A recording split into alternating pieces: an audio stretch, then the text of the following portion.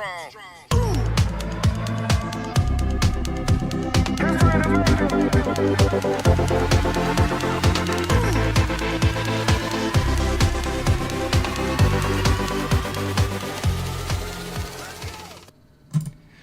going on, everyone? We got a doozy of an episode in store today. Joined always with Rory Keith from Kenora, Ontario, and Mr. Colin Kujewski from Collingwood, Ontario. How's it going today, guys? Let's go. I'm excited to talk Sens the entire episode because there's just so much going on. We're having a better day than you, that's for sure, fellas. Yeah. A lot of news around the NHL. A lot of it seemingly have to do with the Ottawa Senators, so we're going to get into that today. We're also going to be discussing some other news in the NHL, as well as the injury report from the last week. And more importantly, today, later on in the show, we are having a special guest on, our first special guest of our Season 2. It is going to be Josh Lemire joining us. So Josh is the Assistant General Manager with the Port Colborne Sailors. And it's going to be a good one today. Going to be a great episode in store today. So why don't we start off with just some of the general news around the NHL and kind of a recap of Week 3, as that's in the books now. Well, we could start with the teams that are still humming along, like the Boston Bruins. Now we're up to 8-0-1. 19 of a possible 20 points, 17 of a possible 18 points to start the year. They're rolling. They continue to. I know it's early. We said this last week, but we keep talking about it. When are the Bruins going to start losing some games? And yeah, same can be said for the Vegas Golden Knights. Still rolling. The Wings, Rory, look at them go. Not since last episode. They fell off. As soon as they start to get talked about in a positive way, they just hit the brakes. I'm just looking. I got the Atlantic in front of me, though. And you look at the Atlantic right now, 1, 2, and 3. Bruins, Wings, Canadians. Who had the Habs in there? Again, I know it's early, but the Habs in a playoff spot at all this year, that's crazy. You got to love the unpredictability of the NHL, though, with those 2 OT losses to Vegas and Boston. To Boston losing to Anaheim, and Chicago beating Vegas, I think, in OT. So you got to love the parity there. That's why it's got to be one of the hardest sports to bet on, or it is, because I know we've all done it. And you always get a parlay going for sure. Vegas has beaten Chicago by 2, in regulation, and of course, Chicago squeaks out a win. I don't know how that always happens. The Atlantic is just a gauntlet. And I think Buffalo's the only team right now that's below 500, and they're 4-5. Every other division has 1 or 2 teams at most that are below 500. So it's tough. And on the topic of Boston still, and back to Vegas, I'm surprised with Boston too. Their lineup is not overly impressive. They got solid defense. They still got Marchand, and they got one of the best goal scorers in the game with Pasternak, but their depth down the middle is Matthew Poitras, Charlie Coyle, Morgan Geekie, and Patrick Brown. And it's just it's amazing. So it's that they keep it going and that they're such a great team again. Somebody was saying the other day that these 2 teams Vegas and Boston have almost already solidified themselves in the playoffs just because of their great starts. So I know it's early and we'll see if all those teams can keep it up. But yeah, overall it's In terms of Boston, they lost McAvoy the other day, too, to a suspension. He had a bad hit, out for 4 games now because of his hit on, was it Panthers defender there, or was it Islanders defender? Yeah, it was Ekman Larson on the Panthers. Did you guys see that one? Yeah, that was bad. That was, in my opinion, that was worse than the Rasmus Anderson hit, by far. Ooh, the situational difference in that one, though, kind of throws a little bit of a wrench.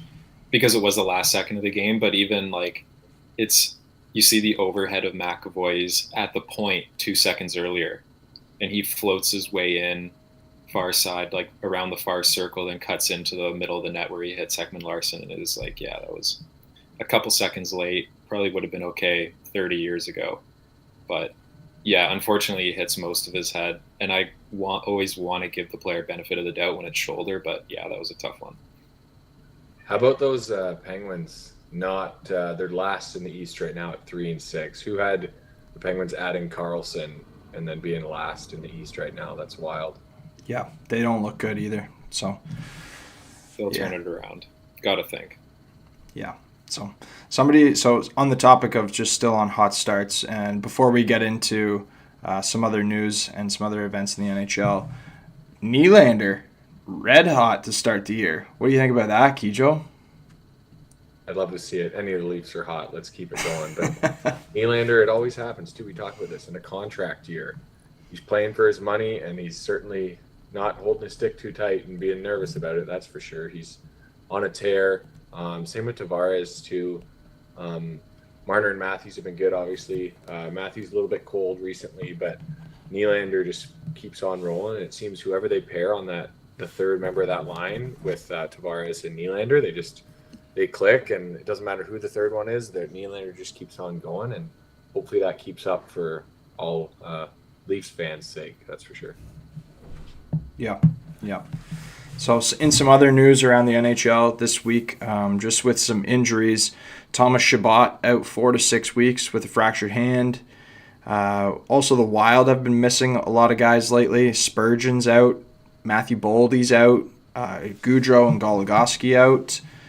Laine, who suffered a concussion from that hit from Rasmus Andersson that happened late in the game there, he's still out. And they're considering him week to week. And did you guys see today, too? Nick Backstrom is potentially stepping away from hockey. That's wild to me. Like a guy that I was hoping to see come back and maybe be there when Ovi gets to celebrate him breaking Gretzky's record, which hopefully will inevitably happen. But that's wild to me, seeing Backstrom possibly stepping away. I think that it was because of just some injuries resurfacing after the hip surgery. I could be wrong. If he was just stepping away for it, but I think it was injury related. Yeah. Like stuff was kind of lingering. So hopefully he can come back. Because, yeah, you think like when Ovi scores that goal that Backstrom's in that picture with him, right? Yeah. No, yeah, it was hip related as well. It had to do with that surgery. Yep. You wonder how much, too, is this going to affect Ovi getting to that milestone? For sure, yeah. And like maybe they'll bring him back for one game, maybe have him on the ice with Ovi when he gets it, when he's close to breaking the record. No, but not making it about Ovi. Backstrom was a great player too, so he's that's a huge loss for the Caps, and they thought they were going to have him for a full year, so that's a big loss for them too. So other than that, that kind of sums up the kind of minor news around the NHL last week. On a more kind of serious note, obviously, as everyone's probably heard, Adam Johnson suffered a neck injury last week, died on the ice. That was just a terrible freak accident that happened, and it's kind of sparked the debate for mandated neck guards across different leagues. Yeah, that's tough. Anytime you see something like that happen in hockey, lucky we haven't seen it happen that often, but it's just those accidents are obviously for him. It took his life, and it's tough to see no matter like what league or what player or anything like that. It's tough because obviously it's a bunch of guys skating around with blades on their skates. It's scary, and it makes you think, should everyone be wearing a neck guard? I think you should. It's really tough to hear, and it's weird too when this happens. So the league I'm currently playing in, they're trying to make it mandatory to wear neck guards this year. Last year we didn't have to. On Saturday night, some of the guys had them on, some of them didn't. I didn't have mine on, but you bet from here on out I'm going to be wearing a neck guard because it's just so scary, and it's incidents like that is a wake-up call for everyone. Like, obviously, thoughts and prayers to his family, and it's tough to see, but definitely going to have to wear a neck guard from here on out, and it sucks that sometimes this is what makes people really open their eyes about it. Yeah, condolences go out to his family and all the people that were kind of affected by that. It made me think of a time too when I was on the ice, and I saw a guy's skate blade come up and cut somebody in the cheek kind of right under the eye, and it was that to me was a scary amount of blood, seeing it be like that close to the eye and it leaking down the person's face. So just a horrible, horrific accident. And again, condolences go out to everyone that was kind of impacted by that, all the family members and friends. So yeah, that was awful to see. And hopefully there's some change that comes from that as well, so that we never ever see that again. So from that, we'll kind of move into some of the more news around the league in the NHL. And some having to do, we talked about the McAvoy suspension. He's now out for 4 games. And Rasmus Andersson, he's out for 4 games as well. Somebody that's out for 41 games is going to be Shane Pinto, as he was doing a little too much on his phone, I think, a little too much gambling. So I don't know if it was the NHL wanting to make a statement there with that, or whether it was warranted. What are your guys' thoughts on that? Yeah, I feel like players will just try and sneak their way around it, but it always finds a way to surface itself. Like obviously this isn't the case, and there's no real precedence in NHL, but like with NFL and other sports, it comes out sooner or later. And honestly, folks, I feel for you. It just seems like the Sens can't get out of their own way with news, like negative news. It just seems like there's always something with the Sens. Yeah, I know Kijo's on the inside smiling about that. On the outside too. And on the outside, yeah. But for me, that's a tough loss. For the Sens, that's a tough loss. I know he wasn't signed or anything, but you're still hoping to have him back soon and still a key player. And just, like, I don't know what it was, but somebody did something to piss off Gary Bettman. Like, someone in the Sens did something to piss him off this past week, because he went to town on Ottawa in terms of, obviously, the Shane Pinto suspension, and then the Dadonov trade scandal, which also occurred this past week. So just to provide a little bit of context with that, the Dadonov trade happened with Ottawa and Vegas originally. Dadonov gets sent to Vegas, and Ottawa does not disclose the 10-team list that Dadonov submitted for his no-trade clause. So Vegas, unaware of that, then trades Dadonov to the Anaheim Ducks on trade deadline day. And, of course, as we all know, that trade gets kiboshed there because of the fact that Anaheim was on his his no-trade clause there kicks in. And he wasn't. So that league, the Players Association, shut it down. And then Vegas, of course, had to hold on to Dadonov. They didn't have time to find him a home or trade him after that, and it kind of created that awkward situation where he comes back. So after a few years of investigating, right, we now find out Ottawa has to forfeit their first-round pick. So that's unfortunate. It's the NHL. How does this happen?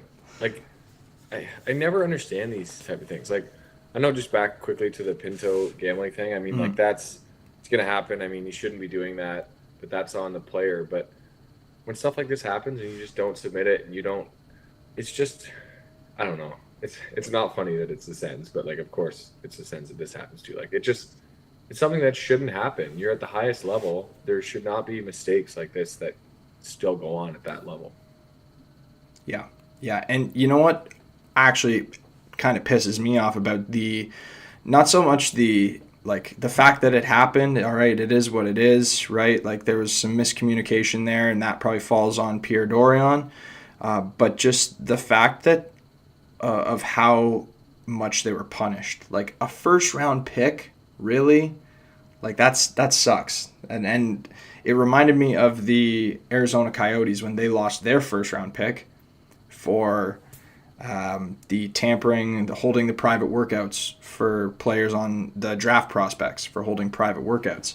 And to me, those seem severe compared to, like, when the Chicago Blackhawks, for example, they cover up sexual assault allegations and everything that happened there, and yet they get fined $2 million. Like, it just seems like some injustice happening there. Yeah, like, you can talk about just obviously, what's worse, the Chicago Blackhawks, like that's terrible. We never want that to happen. It does. Okay, $2 million, which is nothing to an NHL team. Oh, and here's Connor Bedard. Like, Yeah, I don't see how that's fair, or how Bettman, in his eyes, thought that that was an equal punishment. But like I get it. He's putting it alongside the Arizona Coyotes and holding private workouts. But it's just yeah, no, it's. I feel like that's a little uneven and a little harsh for Ottawa. So Ottawa has to forfeit their first rounder either this year, next year, or the year following. Balco, which year would you prefer them to forfeit their pick? Would you rather they just rip the Band-Aid off and move on? Or I try to play with the positioning? Yeah, I have a feeling that they are going to do it this year, because we also have Detroit's first round pick this year. So from the DeBrincat trade, we have that. So just because of the fact that we have 2 first round picks, I think that they'll do it this year. I think that the talent in this year's draft class, though, is going to be better than 2025 and 2026's, though. So I'm a little skeptical on whether or not they should actually do that as well. So how long do they have to make that decision?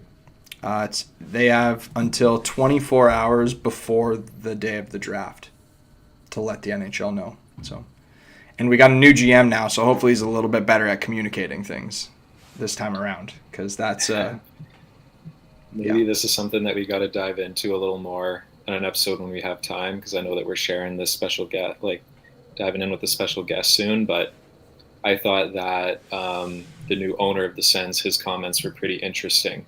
The fact that he wasn't aware of this, and he just also didn't think that it was fair that he should inherit that punishment. So I respect that he's standing up for the Sens too. Yeah. That's like buying something on, buying something on Amazon, and then it shows up in the mail, it's all damaged and everything, but you don't get your free package to return it or something like that. Like, that's just tough. Like, he's probably feeling that way, but he handled it really well. And kind of the first thing that he did out of all this was decide that he needed a new GM, because obviously Pierre Dorion's had 7 or 8 years now with Ottawa, 8 years, and has only made the playoffs out of 7, or has not made the playoffs in 7 of them.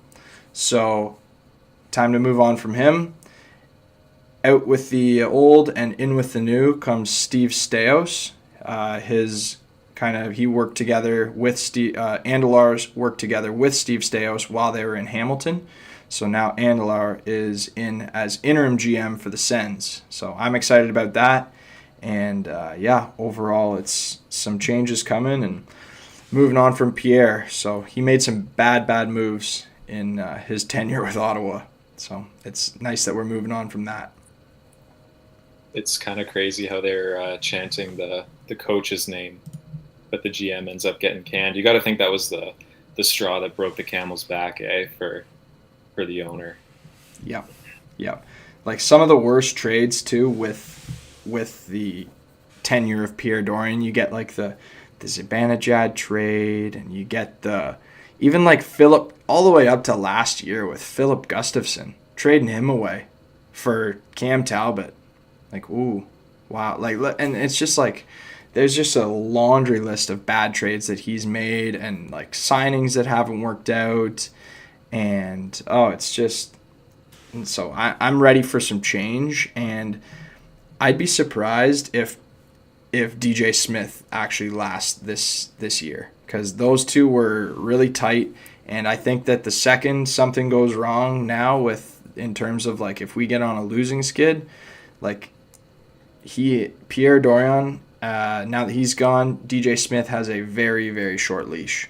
So I think it's the pressure's on for Ottawa in terms of like it's time to win. So, and that's what new ownership is sending the message that they expect. And Andelar held his own well today in the press conference, and he said some pretty good quotes too. Just like that Ottawa was negligent, right? He also called out the NHL a little bit too in terms of like their investigation, and he says that he wasn't informed and all that. So it's quite, Ottawa loves the spotlight, it seems, this past week, and in all the wrong ways. Yeah, saying that they wanted to make sure the investors paid top dollar, eh? Like, I wonder how much that does take a hit when you realize that your franchise is going to lose a first round pick. So yeah, it was gutsy, but I respect it from them. Yep. Yeah. So that kind of caps off all the news from this past week that we wanted to chat about. So obviously we'll keep our eyes on the situation with Ottawa and how that progresses, and keep you up to date with any kind of other news around the NHL that happens this week.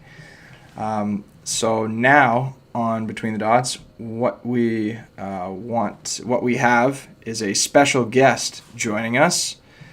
Josh Lemire is joining us, and Josh is currently the assistant GM of the Port Colborne Sailors Junior B team in the GoJHL. His past roles included being a head scout with Thorold Blackhawks Junior B team as well, the director of analytics and hockey operations assistant with Coburg Cougars Junior A, and Josh was also a member of the analytics department last year with the OHL Niagara Ice Dogs. So just a wealth of hockey knowledge that he's bringing onto the podcast. So without further ado, welcome to the podcast, Josh. Thanks, guys. Yeah, glad to be on. Cool. Awesome.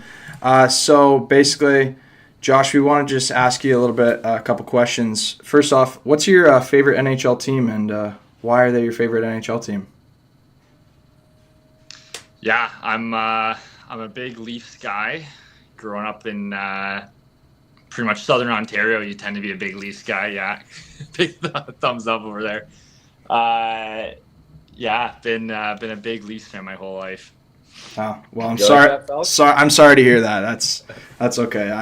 I know you've been through a lot of suffering then. Nice. Oh, yeah. You got a favorite player on the Leafs, or? You know what? I've always been a Nylander guy. I have a jersey from when he was on the Marlies. He wore, I think it was like 67 or something like that. So I've been a Nylander guy for a while. I get a lot of heat for that one though. Less heat than the Leafs pick, but you get a lot of heat for being a Nylander fan. It's a great choice. Yeah, he's having a good year this year so far too. He's going to get paid this offseason. Yeah. So yeah, for sure. So Josh, we just wanted to chat with you today about kind of like, you obviously got a wealth of hockey knowledge, and we wanted to talk to you a bit about your current role with Port Colborne. So why don't you tell us like a little bit about what you do there? Yeah, so right now I'm with the Sailors. I'm the assistant general manager. It's a pretty broad title and job description, I'd say, but you kind of handle a bit of everything in this role. So a lot of player development, recruitment, a lot of stuff on the player end there. A lot of paperwork that people don't really like to do. With it being a junior B organization, we don't really have the funds to have game day operators. So, that stuff kind of tends to fall on me. And so kind of a bit of everything, but definitely a lot with, player recruiting and scouting and that kind of end of stuff is kind of where I do a lot of my work. Nice. Good stuff. Have you orchestrated any blockbuster trades yet this year, or what? Nothing blockbuster yet. We actually feel like we have a pretty good core this year. Like we do know where we have some deficiencies, but we've made a few deals. It's early in the season though, and we've been just riddled with injuries. So we gotta kind of see what we really got before we pull the trigger on anything big. But yeah, there's definitely hopefully there's some opportunity to do that more towards the deadline in January. Spoken like a true patient general manager. Yeah, you got to try. You got to be patient, that's for sure, especially with these kids. Yeah, nice. As they always say, they've been working the phones for a while before the deal actually materialized, right?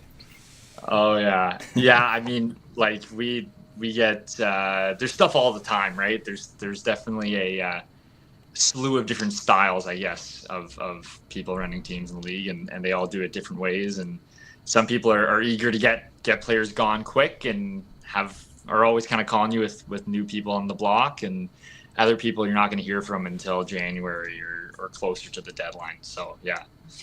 Yeah, that's really cool. I guess just expanding upon that, what kind of drew you to that position, and what made you want to take on an AGM role there?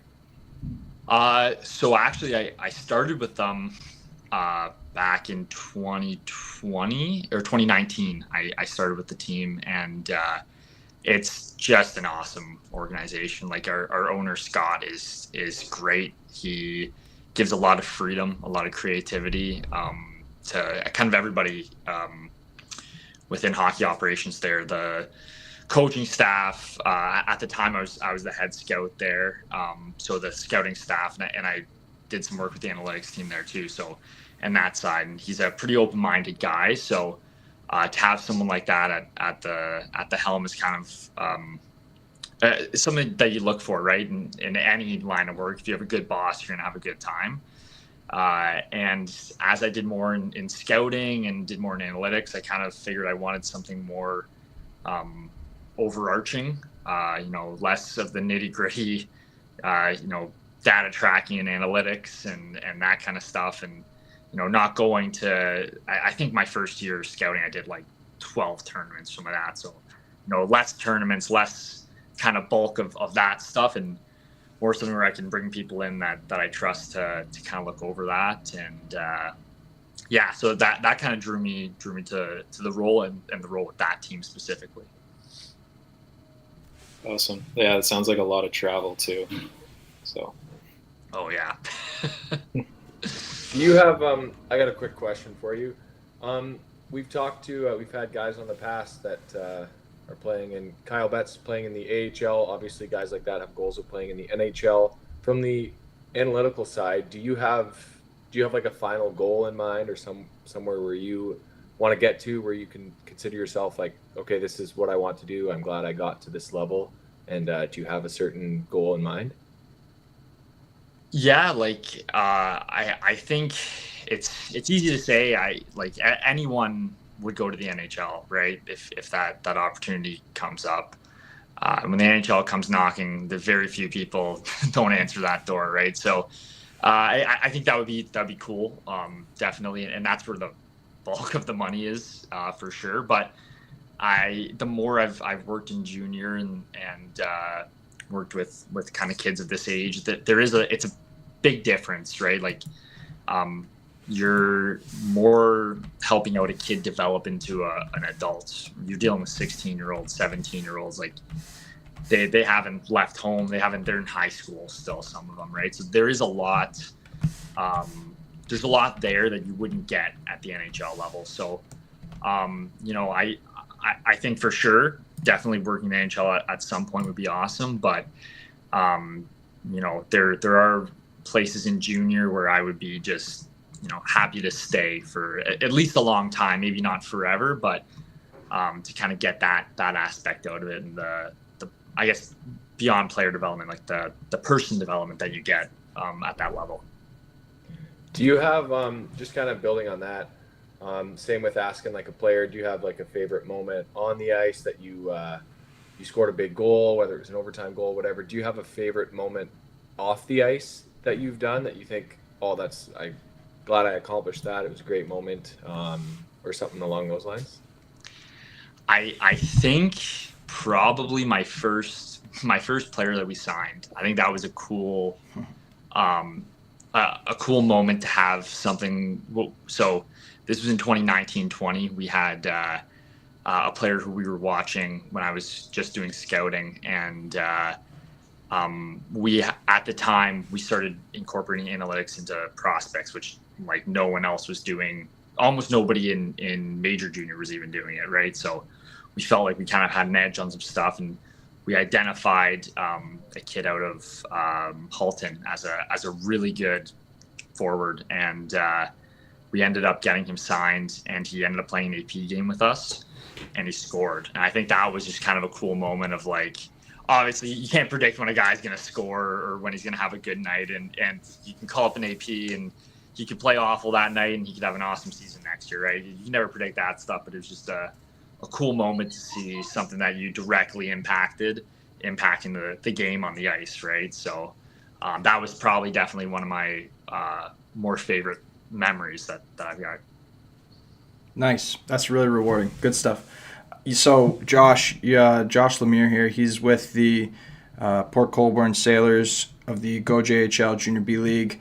Josh, so you said you do a little bit for game day operations. What is it exactly that you do typically on like a game day? Like run us through a game day. So yeah, usually I'll show up to the arena 5:30ish. We usually have 7:30 puck drops. A lot of it is just kind of making sure everybody else has what they need. Making sure the ticket people are all filled up. They have their 50/50, their admission tickets, their floats. Making sure that the merchandise people have everything that they need. We have an analytics crew that comes in, make sure there's area for them up there with, seats and everything. And just generally kind of giving people the tools that they need to succeed in the game day. Anything technical like our broadcast and stuff like that, making sure it's all up and running. And that way, if something's going wrong, I'm definitely not the guy who can fix a lot of it, but at least I can get people on it who can quicker and sooner rather than later. So that's kind of a lot of my game day leading up to the game. And then when the game's going on, just a lot of kind of digesting what's happening on the ice, kind of making notes, everything like that about our players, about the opponent. And then as the game starts winding down, it's kind of the opposite of that, helping people close down their sections, helping people close down merchandise or, tickets or whatever, getting everything into the room, and then kind of debriefing with the staff afterwards. Nice. Right on. Do you talk much with the analytics team based on just because you have some like background as well with analytics yourself? Do you speak much with the team that you have in Port Colborne? Yeah. So Chase is the person we have this year in charge of our analytics department. He's been doing a great job. It's his first time in this kind of a role, and he's overseeing stat trackers. He's tracking himself. He's putting together reports. So a lot of it, I'm trying to kind of pull on some of the things that I've done in the past and give him material in terms of like things for him to work on, improve on as the season goes on. So in that aspect, yeah. And then he's also been putting together reports for us to use for, to evaluate our play or our performance so far. So they've been definitely helping us out in that aspect too. So it's definitely a symbiotic relationship. Nice. Yeah, that's really cool. Kind of going back to leaning on that as well, like you noted earlier that you're dealing with like 16-year-olds too. So I'm kind of curious, how does that identification process kind of vary from what people might think goes into like scouting for a draft or something, right? Because your process and your goals are a little bit different for junior B. So I was kind of wondering what that process is like and what you kind of look for. Yeah. So our younger guys, our 16-year-olds, we have 2 with us right now. A lot of those guys we tend to actually get given from OHL organizations. They'll draft them and then they'll send them down to us. So for example, right now we have Isaac Gravel. He's our goalie. He's going to U17s for Canada Red, I believe, in like 2 weeks. So he's a guy who should be in the OHL, and he's kind of a victim of circumstances because the only reason he's not there is they don't need him right now, right? They'd rather him develop and get more games with us, but he'll be there next year. So the young guys, a lot of them we're getting kind of given to develop. And then the other like 17s, 18-year-olds, we tend to get those a lot of the local teams here. But the identification process, a lot of it is down to the kid. To be honest with you, the difference in between a great player at U18 and a middle of the pack guy at U18 is not that big in terms of minor hockey. So what you want to know is how is the kid as a person, right? Our process, we'll watch them at a game, we'll identify 2 or 3 guys, and then we'll go talk to them afterwards. And if the kid, not a lot of eye contact, doesn't really shake your hand, kind of seems disengaged, doesn't want to be there. If the questions you're asking them, they're kind of giving you a lot of shrugged off answers, you're not going to really lean towards that guy as much as someone who seems engaged, because what we want guys who want to win. And that's kind of the thing that we tell everybody. And for you, winning can mean moving on to the next level. It could mean winning a Sutherland Cup. It could be whatever. But we want guys who want to be better and who want better for themselves. So that's kind of our process. We lean more on the actual person rather than the player, because, like I said, it's rather negligible.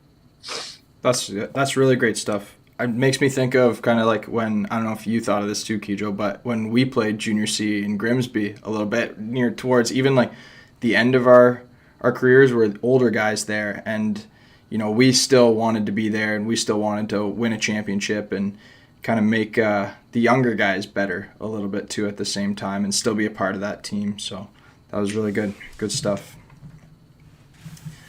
So another question for you, Josh.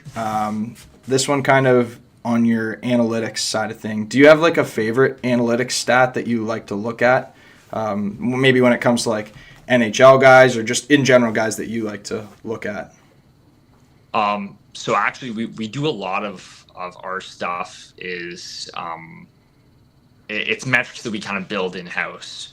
So I mean, we're not tracking anything new. There's nothing really new that we track, but a lot of the favorite stuff that I have is we have like efficiency ratings for guys, and that's where we compile a number of different things that we personally track. But in terms of like what's publicly available that you can find stats on almost any guy for, I love the idea of basing a defenseman's value on their targeted entries.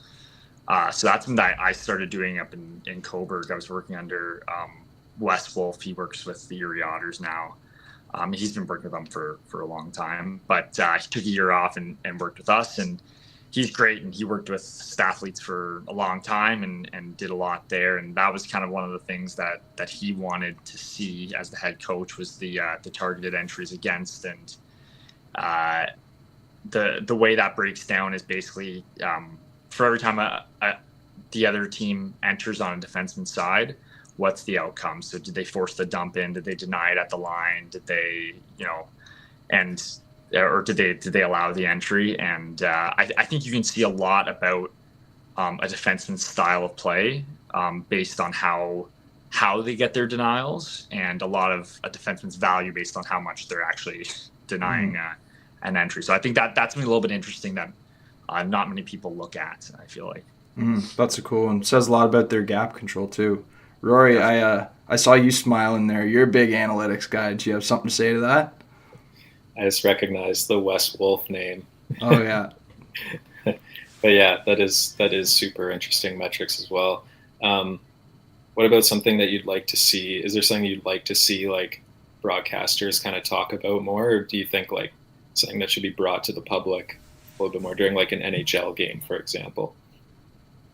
I think it's tough, because there are a lot of people who like don't care too much really about analytics. Beyond like, I think there's there are some interesting times where there are some analytics that people really tend to gravitate towards for some reason, plus minus. People love that. They can't get enough of it for whatever reason. But I like, from a broadcast, I don't know. I think the one thing that broadcasters got away from that I'm glad that they have is the use of Corsi as like a fix-all. right? Like if your Corsi was bad, you were an awful team, and if it was good, you were.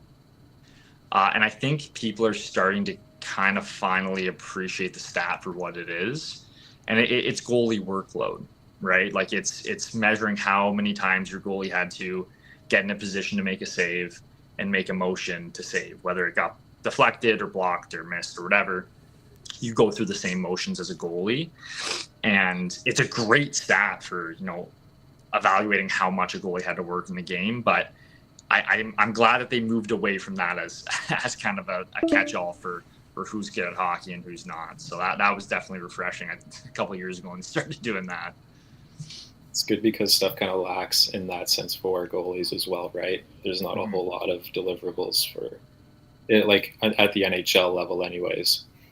Definitely. Yeah. Like, so, and that's, it's interesting. So university hockey in the States, NCAA, there's a few people that I know down there, and because they don't play nearly as much as even a junior team would, and they're more spaced out, and they carry such a big roster, there's actually a lot of analytics around goalie performance that they'll use in practices, which is like, it's fascinating to hear some of the stuff they're doing, because they need to pick up so much data between games to know who should start next game, who should get more ice time, whatever, right? So, but yeah, definitely in terms of anything public, like there's nothing on goalies. You got save percentage and goals against average and wins and losses, and you've had that for, I don't know, since the beginning of hockey. So there's definitely a need there for something a little deeper. I love going back to the stats about the defensemen, like the denied entries and stuff. I'd love to see those stats on a young Jake Falco, making the guys dump the puck in. So many. I was an elite poke checker, so didn't take the body much on him, but I'd be good at the poke checks. So standing them up at the line that way. So, and it tracks like everything from breakouts too, right? Like what's the end result, right? Of yep. Yeah. It's I mean, it depends on how deep you want to go with it, and what you're determining is a successful entry against, right? It plays into the entry stat for the other team, whether they successfully or unsuccessfully got an entry against you. So it's you can get down a pretty deep rabbit hole with some guys, like especially in our team, and anywhere where you can find those kind of metrics available, you can go down some pretty deep rabbit holes of, when a guy does get entered against, how bad is it kind of thing, right? So that's pretty cool. Definitely interesting. Yeah. Does it track how long they spend in the zone too, as well? Is that factored in at all? Not for us. We Yeah. don't have the resources or manpower, right? Well, but ideally that's kind of where you want to take it, right? Yeah. I don't want to know how long it would have been when I was a junior C player.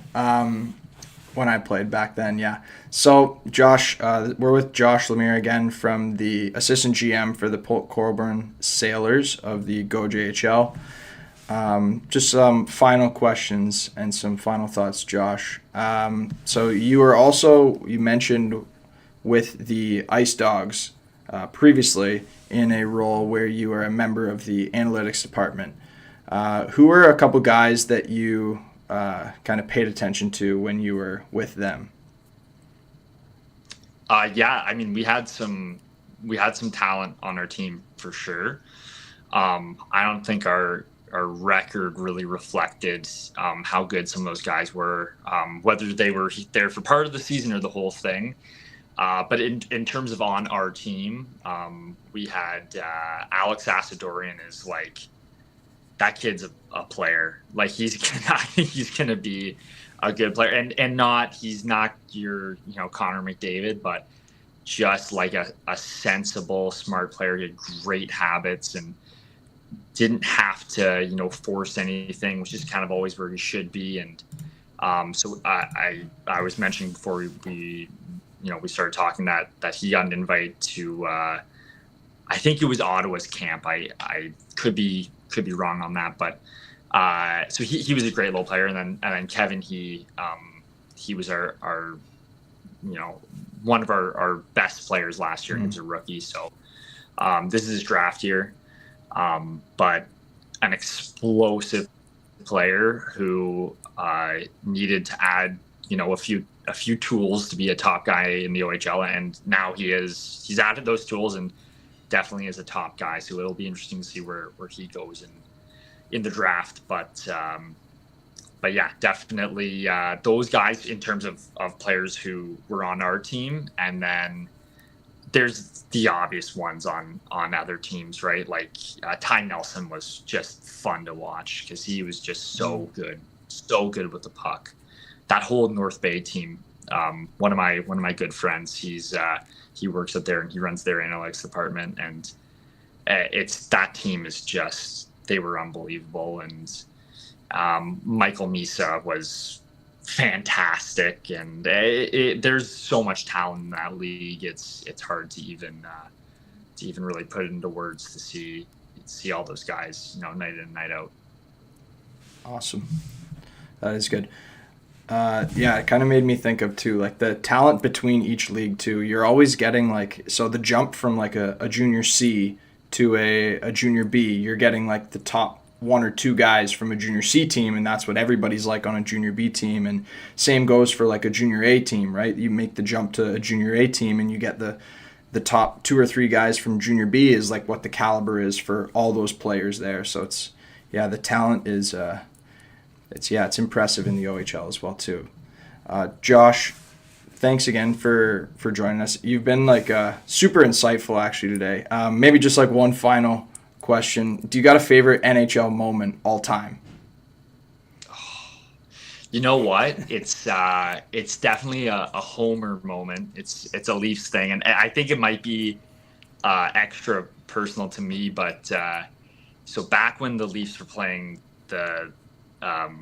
playing Boston in one of the 50 series we played against them in the first round, it was I want to say it was like Game 6 or something like that, or Game 5, and I went down to Maple Leaf Square to watch the game out there. And it was the first time I wasn't in the overflow section. I was right up close to the screen. And I just remember there was a pulled goalie. The Leafs were trying to keep the lead. And Mitch Marner blocked a massive shot. And I think the whole place exploded. Like, it was just a big block shot. And it's a moment that sticks out to me. It's like the bat flip, or, the Bautista bat flip, or the Kawhi Leonard, the shot. Like, to me, that's one of the three big moments. And he's hobbling to get off the ice, and it was just like, everyone said, they're just a skill team, they don't have any grit, and then your point little guy gets just blasted in the last couple seconds of a game, and it was awesome. That one definitely sticks out to me. Nice right on. Kijo, you bet you like that one, eh? Yeah, it was just tough when as soon as you said Boston and you started talking about the games, I knew it wasn't going to be a Game 7. No, you're getting flashbacks, and yeah. Yeah, definitely wasn't a Game 7. Josh, thanks again so much for taking the time to come on the podcast with us. You've been super insightful, and you've honestly, it's been a pleasure talking to you. So thank you. Awesome. Thanks, guys. Glad to be here, and thanks for having me on. Yeah. Thanks, Josh. Yeah, thank you, Josh. That was Josh Lemire, who just finished chatting with there. Thanks again, Josh, for coming on the podcast. That was awesome getting to talk to you. I think my favorite part about that chat with Josh was when he kind of mentioned his role that he had working with players who are, I guess, like 16 years old, and that it was more about, I guess, like character sometimes than it was skill. And I think that's important to teach, and it's kind of something that carries through all the way right up until you're in the NHL as well too. It's like you'd rather have those guys on your team that want to be there, that are good guys, versus guys who are just all in it for themselves kind of thing. So thanks again, Josh. Can you guys guess what my favorite part was? Probably something to do with the Leafs blocked shot there. Oh, the block shot, the equivalent to the Bautista bat flip, baby. I couldn't agree more. I knew. Do you remember that block shot, Kijo? Actually, I do. I 100% do. And Marner, I think he got hit, and then he got up and got hit again right away. I do remember that, and I don't remember the Bautista bat flip. No, I'm just kidding. But it was definitely a big moment, and yeah, it was good having Josh on. Love that he's a Leafs fan, makes it even better. Yeah, it was good. Good conversation to have. Yeah, it was good. Maybe we'll do some more special guests coming up in the future as well, too. So, what else is coming up for us?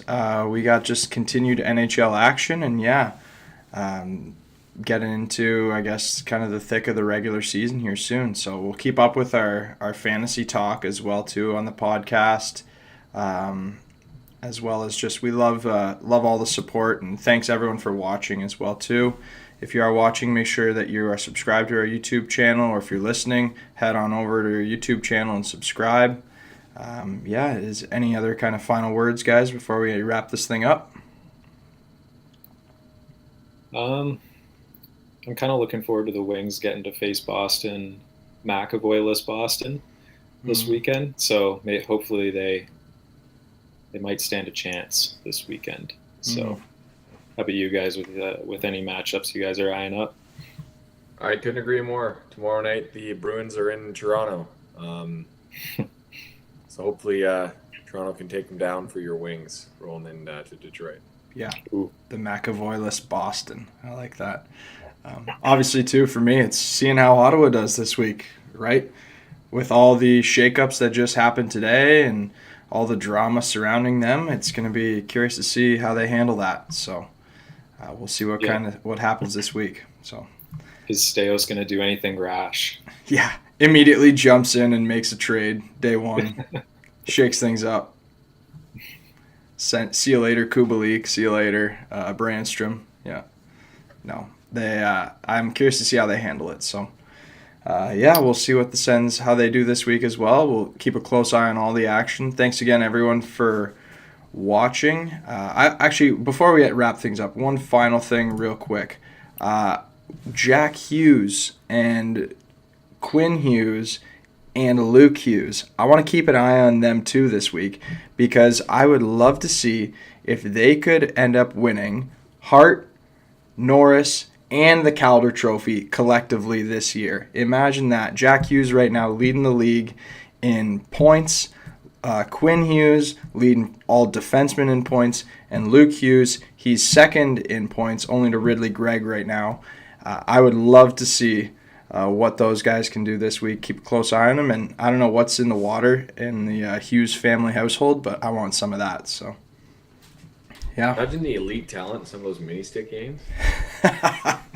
Some wild games. Just the talent in general of that family. My goodness, that's crazy. I think you mean you don't know what's in the water in Michigan. There. Yeah. Oh yeah, because it's rubbing off on the wings too. Yeah. So, we'll keep a close eye on all that. Everyone, again, thanks for watching, and we'll see you next time on Between the Dots.